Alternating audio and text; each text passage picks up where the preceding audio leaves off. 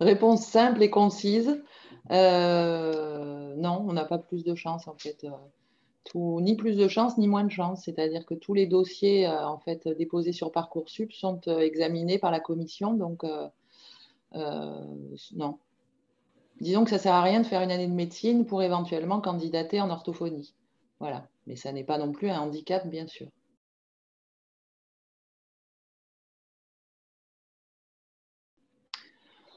Alors, comme je l'ai dit sur la vidéo, en fait, les candidats en réorientation, c'est-à-dire qui ont déjà fait quelques années d'études et qui souhaitent candidater en orthophonie, et les candidats en reconversion, c'est-à-dire qui ont une autre profession et qui souhaitent donc changer de profession et candidater en orthophonie, sont examinés exactement sur les mêmes bases que les néo-bacheliers. C'est-à-dire qu'on va utiliser exactement les mêmes critères d'examen des vœux tels qu'ils sont publiés sur la plateforme Parcoursup, avec les notes qui seront disponibles dans votre dossier et toutes les informations qu'on pourra récupérer dans votre dossier. Mais il est bien évident que si vous êtes en réorientation et que vous avez fait des études relativement longues et que vous n'avez pas des résultats chiffrés, quantitatifs, des bulletins du lycée, etc., on ira retrouver ces données-là dans vos résultats universitaires, par exemple. Voilà. Mais les dossiers sont examinés exactement sur les mêmes bases. Je répète, comme je l'ai dit dans la vidéo, qu'au niveau de ces critères d'examen des vœux, il y a des critères bien sûr quantitatifs qui sont en lien avec les notes, mais également un certain nombre de critères qualitatifs.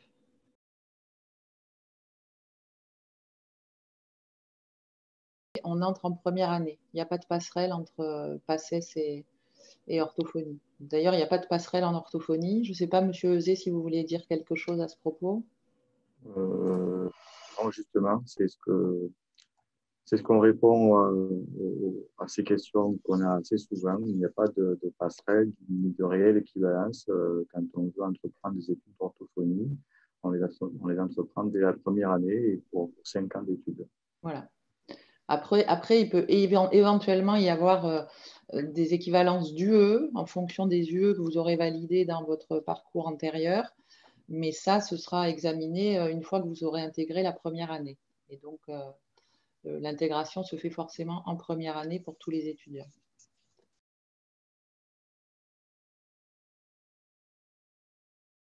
Je le souhaite vivement, en présentiel en tout cas. Donc, voilà, je ne peux pas en dire plus. En tout cas, ce qui a été noté sur la plateforme, c'est que si les conditions sanitaires ne permettaient pas d'organiser l'oral en présentiel, il devrait normalement pouvoir être organisé à distance. Donc, a priori, les entretiens seront de toute façon maintenus.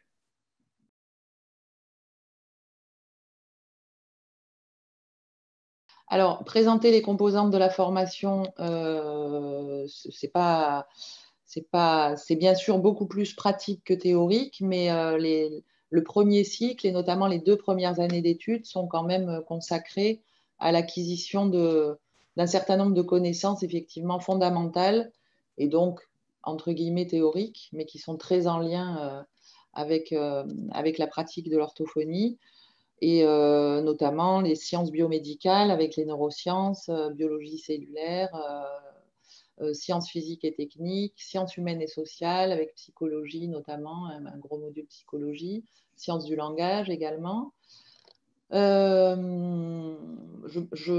J'aurais tendance à vous dire d'aller consulter le référentiel de formation qui est disponible sur Internet. Je ne sais pas comment on le retrouve, Monsieur Zé. Je pense qu'il faut aller chercher le décret de 2013 fixant Oui, l'organisation de la formation.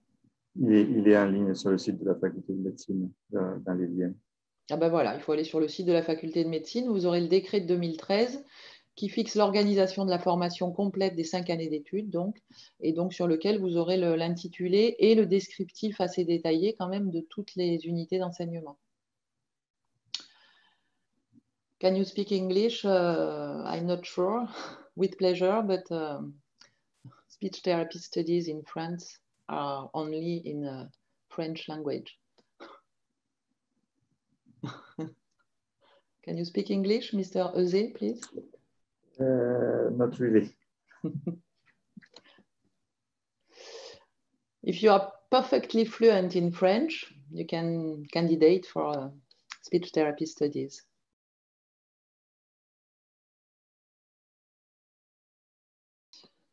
Ce sont des entretiens, c'est un petit peu compliqué de répondre à cette question. Le descriptif de ce qui est attendu au cours de ces entretiens peut être trouvé aussi bien au niveau des attendus sur la plateforme Parcoursup et également dans la vidéo de présentation qui est donc sur le site de la fac. Ce sont des entretiens qui nous permettent de juger si le candidat, comment dire, l'aptitude du candidat à intégrer une formation universitaire en 5 ans, préparant à un métier destiné à prendre en charge les troubles du langage, de la déglutition, de la phonation. Donc, il s'ensuit que forcément, ces aspects-là vont être évalués au cours de l'entretien. Et après, c'est effectivement essentiellement un entretien de motivation et le fait d'avoir une certaine connaissance de la profession ne peut être qu'un atout.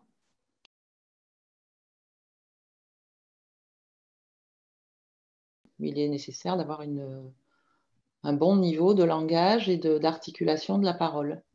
Mais il n'est pas nécessaire de faire des formations en diction pour espérer être recruté pour ces études. Il ne faut pas avoir de troubles articulatoires qu'on pourrait déceler effectivement au cours de l'entretien.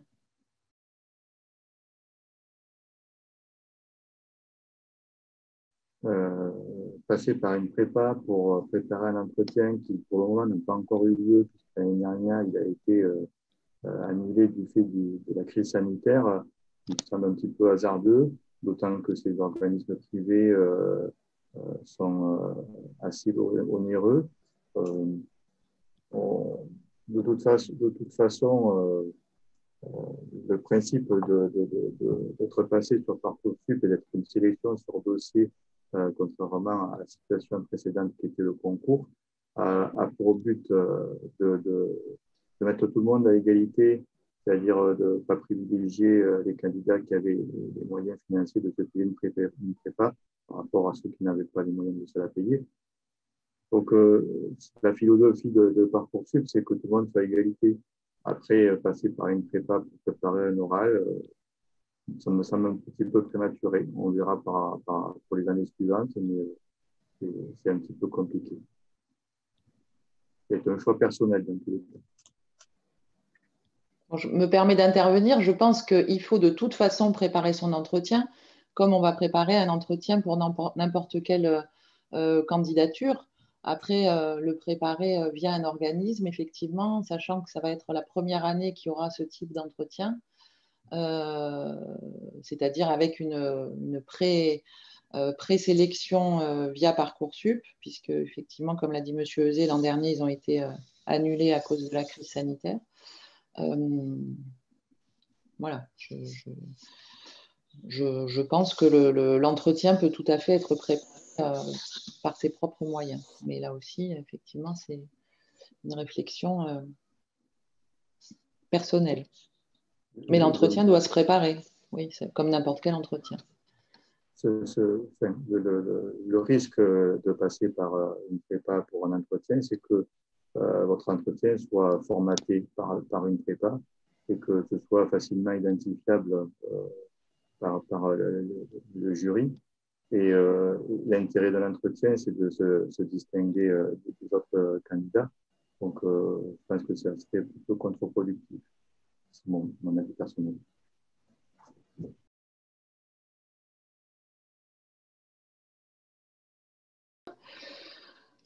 Alors, toute personne titulaire du certificat de capacité d'orthophoniste peut donc exercer, et comme j'ai dit dans la vidéo, c'est une profession qui a la chance d'avoir 0% de chômage. Voilà, donc peut exercer soit en libéral, c'est ce qui se passe dans plus de 80% des cas, c'est-à-dire se mettre à son compte et avoir un cabinet libéral, soit seul, soit en collaboration avec d'autres orthophonistes, soit en association avec d'autres orthophonistes, soit en association avec d'autres professionnels paramédicaux ou médicaux. L'orthophoniste peut également exercer en salariat. Donc le salariat, ça va être soit en structure hospitalière publique, soit en structure de soins, soins de suite et de rééducation, par exemple, publique ou privée, soit en structure de prise en charge pour les enfants qui présentent des troubles au niveau du développement ou des troubles au niveau des apprentissages. Le nom ne me revient pas. En ITEP, par exemple, qu'est-ce qu'on peut avoir comme type de structure? Centre de rééducation par rapport aux personnes qui ont eu des lésions cérébrales. Voilà. Et donc, en structure hospitalière, au CHU, les orthophonistes vont pouvoir exercer dans un service d'autorinolaryngologie, dans un service de neurologie, dans un service de pédiatrie, dans un service de médecine physique et réadaptation, dans un service de chirurgie maxillofaciale. Voilà, je pense que j'ai à peu près fait le tour. Également, chez les tout petits enfants en néonat, les orthophonistes peuvent être amenés aussi à prendre en charge des troubles de l'alimentation, c'est-à-dire des troubles de l'oralité chez le tout petit. Voilà, je pense que j'ai fait à peu près le tour. Et certains orthophonistes font le choix d'exercer à la fois en libéral et en salariat. Donc, ils vont avoir une activité partagée avec le cabinet libéral et un temps partiel en salariat.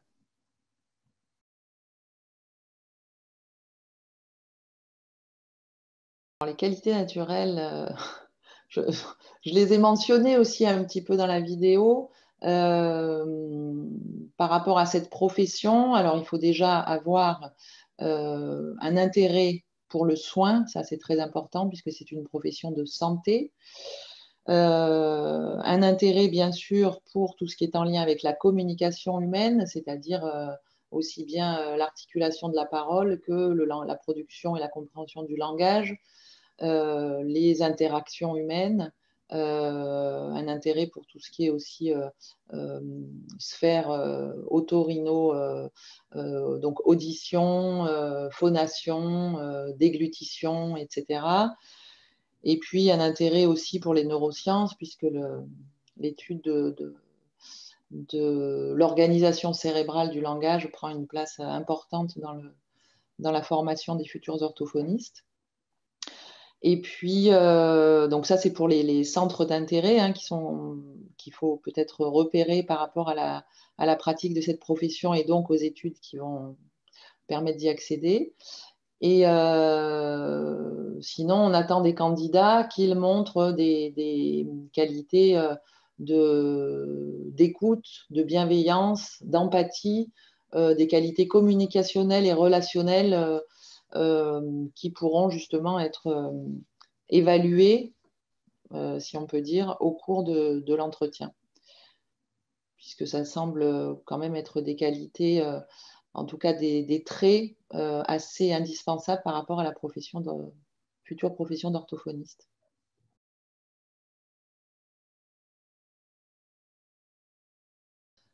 Alors, ça s'appelle des regroupements. Donc, il y en a 9 sur tout le territoire national pour 21 centres de formation. Et donc, dans notre regroupement, qui s'appelle le regroupement Occitanie-Est-PACA, Provence-Alpes-Côte d'Azur, lorsque vous candidatez sur ce regroupement, vous candidatez pour Montpellier, Marseille, Nice. Après, sur Parcoursup, vous avez la possibilité. Donc ça compte pour un vœu. Et vous pouvez faire sur Parcoursup, vous le savez sans doute, ou vous allez le savoir bientôt, jusqu'à 5 vœux en orthophonie, c'est-à-dire choisir jusqu'à 5 regroupements. Après, au sein de chaque regroupement que vous aurez choisi, vous avez la possibilité, et on vous y engage fortement bien sûr, de faire des sous-vœux, c'est-à-dire de choisir, d'ordonner en fait vos choix dans le regroupement donné. Donc, par exemple, dans le regroupement Occitanie-Est-PACA, si vous souhaitez plutôt venir faire vos études à Montpellier, en sous-vœu, vous allez mettre Montpellier en premier, puis ensuite Nice, puis ensuite Marseille. Si vous souhaitez plutôt aller à Marseille, vous mettrez Marseille en premier, etc. Si votre dossier est retenu à l'issue de l'examen des dossiers Parcoursup, vous serez convoqué pour un entretien oral, donc, en fonction de votre classement, dans l'un des sous-vœux que vous aurez formulés sur la plateforme Parcoursup. Donc, il est évident que si vous êtes bien classé, sur les 450 donc, qui seront convoqués pour les entretiens, vous avez toutes les chances d'être convoqué dans votre premier sous-vœu.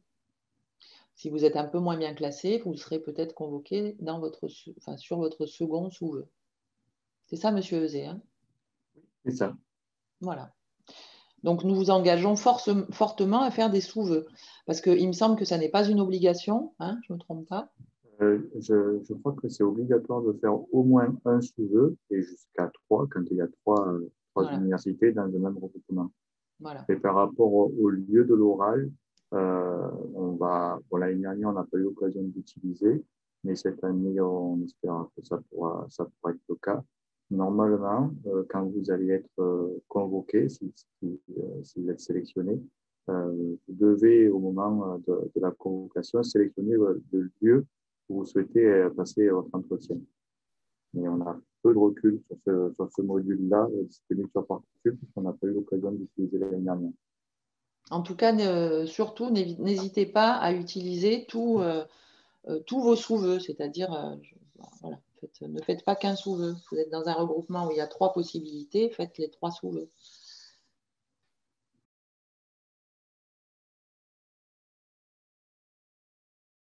Alors, la prépa ne remplace pas l'intégration en orthophonie. La prépa, comme son nom l'indique, elle va éventuellement préparer à ce qui avant était un concours. Je n'ai pas une connaissance approfondie du fonctionnement des prépas, donc j'aurai un petit peu du mal à vous répondre. J'imagine qu'il y a toujours des prépas, mais comme on le disait tout à l'heure avec M. Euzé, la nouvelle procédure d'intégration dans les études universitaires via Parcoursup étant très récente et l'année dernière s'étant passée dans des conditions particulières à cause de la crise sanitaire, j'ai du mal à imaginer comment les prépas pourraient préparer les étudiants à intégrer les études, mais voilà, je n'ai pas plus d'informations que ça. Donc, je ne sais pas, monsieur Euzé, si vous êtes au courant. J'imagine qu'il y a toujours des prépas, oui. Oui, des prépas, il y en a encore. Mais voilà, comme on disait, est-ce que ça représente un réel intérêt de passer pour une prépa pour préparer un entretien qui, pour moi, n'a pas encore eu lieu? Voilà, on en revient aux mêmes réponses, c'est-à-dire que c'est un choix personnel. Euh, on n'a aucun recul pour vous donner une réponse précise sur ce sujet. Voilà. L'examen des dossiers se fait vraiment sur la base du dossier que vous aurez donc complété de la façon la plus soigneuse et rigoureuse possible et fidèle à ce qui est attendu et noté dans les critères généraux d'examen des vœux. Donc tout ça, c'est sur Parcoursup. Hein, faut vraiment le consulter, hein, ces critères généraux d'examen des vœux. Et pour les candidats, donc pour les 450 premiers candidats pour ce qui est de notre regroupement, hein, Occitanie-Est-PACA, ensuite il y aura cet entretien oral. Avant, il y avait beaucoup de prépa parce que les prépas préparaient à un concours, donc ce n'était pas du tout le même esprit. Là, je ne sais pas trop dans quelle mesure une prépa peut préparer à remplir un dossier sur Parcoursup et à faire un entretien oral.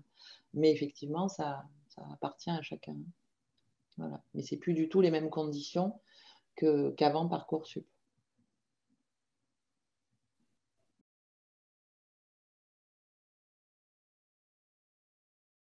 Alors, il n'y a pas de déséquilibre entre les deux, je dirais. Ce n'est pas plus sur les critères quantitatifs ou les critères qualitatifs.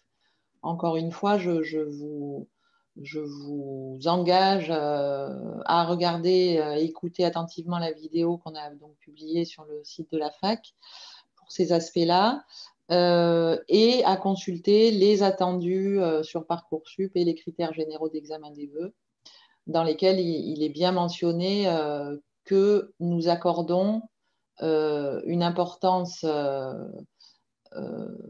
Il y a même d'ailleurs, je suis en train de me dire, sur Parcoursup, au niveau des critères généraux d'examen des vœux, il y a justement le niveau d'importance accordé par la commission d'examen des vœux cette année aux différents critères. Donc, vous aurez par exemple note de terminale en mathématiques. Est-ce que c'est complémentaire, important, très important ou essentiel? Et vous verrez donc dans ces critères généraux d'examen des vœux le niveau d'importance accordé aux différents éléments du dossier. Et vous verrez que les éléments qualitatifs sont, pour certains d'entre eux, au niveau de critères essentiels, tout comme un certain nombre de notes. Donc, on n'accorde pas plus d'importance aux notes qu'aux éléments qualitatifs et vice-versa. C'est la raison pour laquelle ce que vous appelez la lettre de motivation, c'est-à-dire le projet de formation motivé, a une importance essentielle, comme c'est noté dans les critères généraux d'examen des vœux.